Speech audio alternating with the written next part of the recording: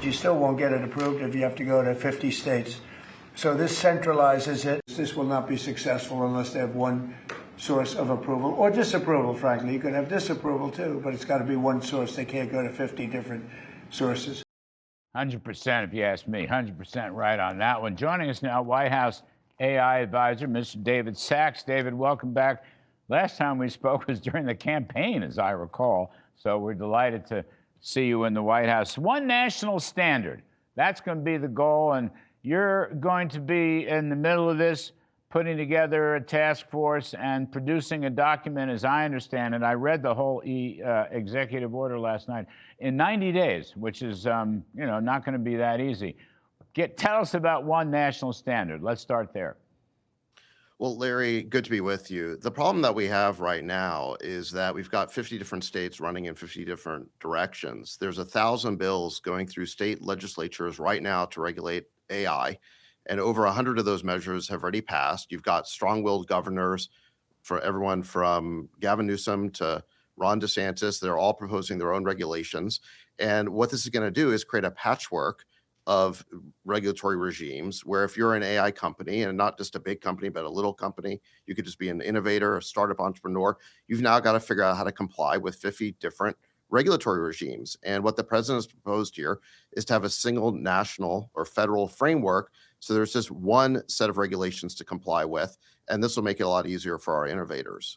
What, looking at these state interferences, are these content interferences, information interferences? What's out there that they're harping on that could really, screw the pooch? Well, there's a lot of different things. What we're seeing is that a lot of these state politicians are using every anxiety that the public may have about AI, and they're trying to propose a regulation around it. Even though those anxieties, they may not be proven yet. There may not be data around it. There's a lot of regulations being formed around horror stories.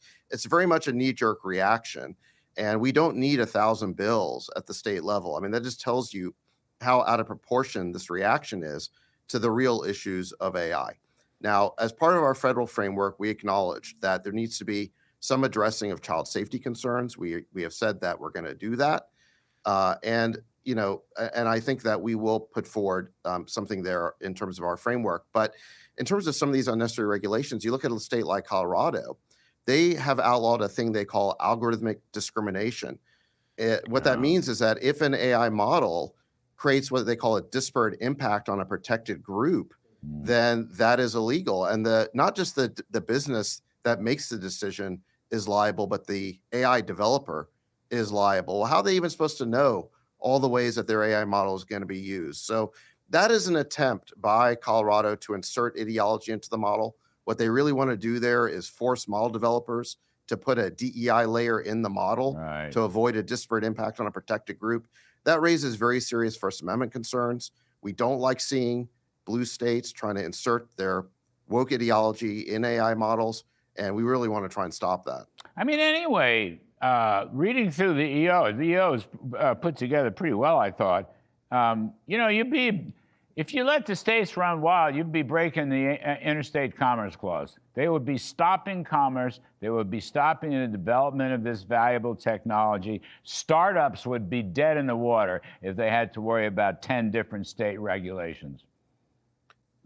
That's right. Well, and here's the thing, Larry. When you've got an AI model and the code's written by developers in one or several states, and then it's trained in a data center in another state, and then the model gets prompted by a user, it's called inference, in another state, and then the whole service is delivered over national telecommunications infrastructure, which of those states has the right to regulate that model? Right now, they're all laying claim to regulating that AI model, and those regulations can be in contradiction with each other. This is a totally untenable situation for AI companies. This is why we need a single federal framework. This is classic interstate commerce. Yes, that's what I thought. So how are we, just in the last few moments, how are we doing, Coach? How are we doing on the AI crusade? Well, Larry, I think we're doing great in the AI race. As you mentioned, we are in a global competition. China is our main competitor. We have to win this AI race against China. It's fundamental for our economy, for our future growth. the country that leads in AI is going to be the leading economy in the world. We have to make sure that's us. There's also national security considerations. AI is going to be used to develop the algorithms that are going to power drones and things like that. So it's very important for both our security and our economy that we win this AI race against China. We cannot afford for our entrepreneurs to be hindered by this confusing patchwork of regulation. And if I could just say, there's only one category where we're behind China, and that's in optimism. If you look at AI optimism, roughly 83% of Chinese citizens are optimistic about AI. Only 39% of Americans are optimistic about AI. And that has a lot to do with the media. They keep constantly drum up these fears, which are unfounded, of things like AI job loss or loss of control. There's no evidence to support those horror stories, but yet the media keeps drumming up these horror stories. And that's what's driving this, this knee-jerk reaction of the states to regulate AI. But if we keep going with this, and if we don't do what President Trump is saying that we need to do, which is create that federal framework, China is going to take the lead in this AI race. Bunch of lefty Luddites, David. That's what you got going. Bunch of lefty Luddites.